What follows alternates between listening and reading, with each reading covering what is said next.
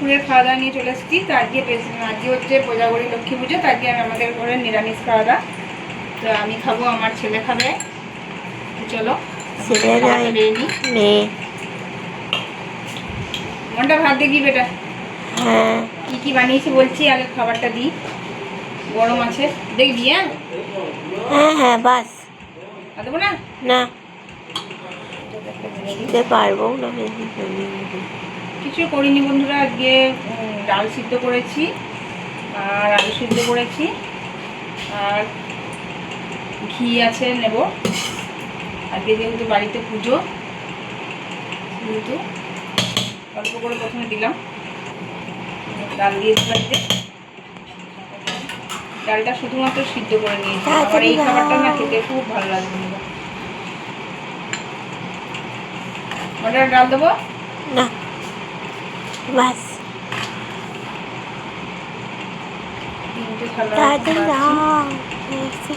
করো খাবারগুলো। আজকে পুজোর দিনে আমাদের বাড়িতে একদম নিরামিষ খাবার।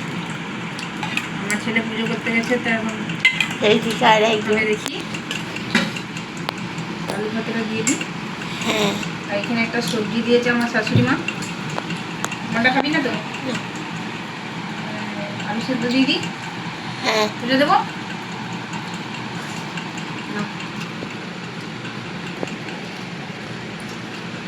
তোমার তো বেশি আলু সেদ্ধ লাগবে না, কারণ তোমার তরকারি আছে, অল্প দিচ্ছে। আমি খাবো আলু সেদ্ধটা দিয়ে। আমি খাবো না, ও আসুক তারপরে আমি দেখবো। স্টপ না না ঘিতে দেবো। ঠিক আছে,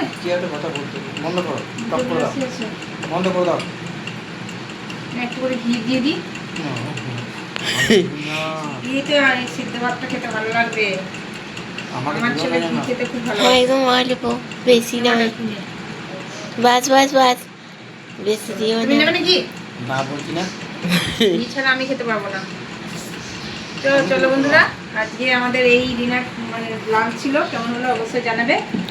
ঠিক আছে, টাটা।